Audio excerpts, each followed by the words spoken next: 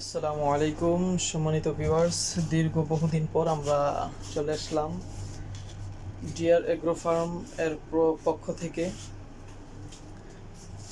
সবাইকে অভিনন্দন, সবার জন্য শুভেচ্ছা জানিয়ে আজকে শুরু করছি।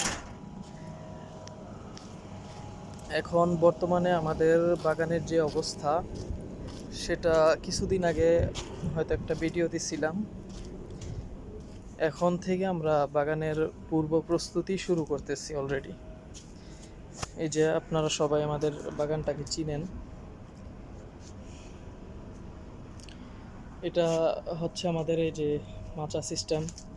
এখানে আমরা লাউ গাছ লাগাইছিলাম, তো গাছের যে পুরনো এগুলো আছে সবগুলাই এখানে আছে, এখনও পরিষ্কার করি নাই। পরিষ্কারটা আমরা কিছুদিন পর করব। পুরাটা স্ট্রাকচার হয়েছে এই যে এই ড্রাম, বলদিয়ার যে ড্রাম আছে এই ড্রামের মধ্যে আমরা দুইটা লাউ গাছ লাগাইছিলাম, এইখানে টমেটো গাছ লাগাইছিলাম। গতবার যেহেতু আমরা প্রথম এই স্ট্রাকচারে আমরা করছি, তো অনেক কিছুই আমাদের ভুল হয়েছে। আমাদের ভুলগুলো যতটুকু আমরা ধরতে পারছি ততটুকু এইবার সংশোধন করার চেষ্টা করব, এবং আপনাদের শুরু থেকে শেষ পর্যন্ত কিভাবে আমরা কি করতেছি সেই বিষয়গুলো আপনাদেরকে আমরা জানাবো।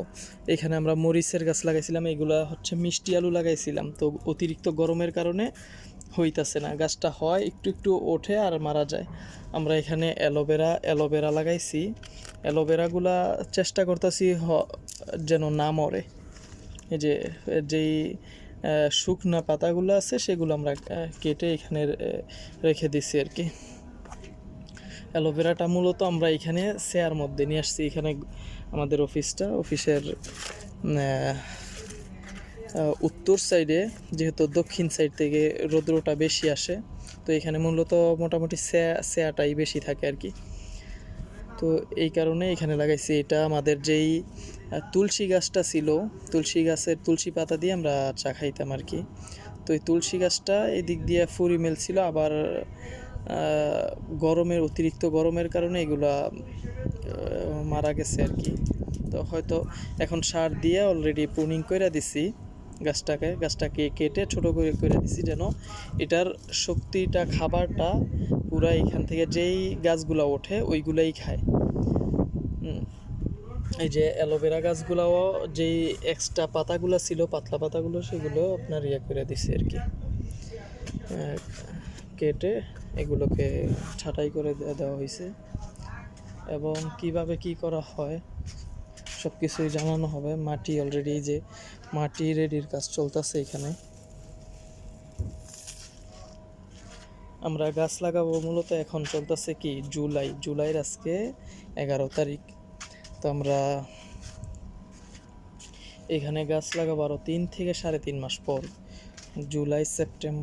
জুলাই, আগস্ট, সেপ্টেম্বর, অক্টোবরের শুরু থেকে আমরা গাছ লাগাবো। এই যে এখানে হয়েছে আমাদের কলটা, আর এইখানে আমরা অলরেডি কি করতেছি, জৈব সার।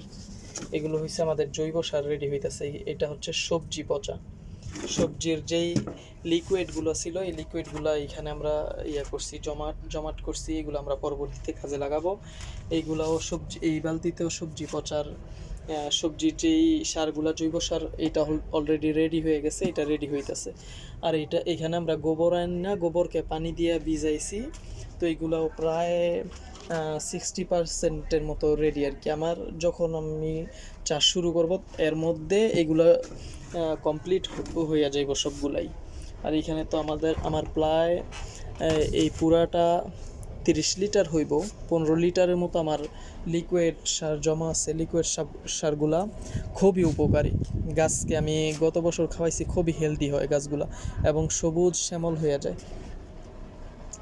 তো এই হচ্ছে আমার বর্তমান আপনার গার্ডেনিংয়ের অবস্থা।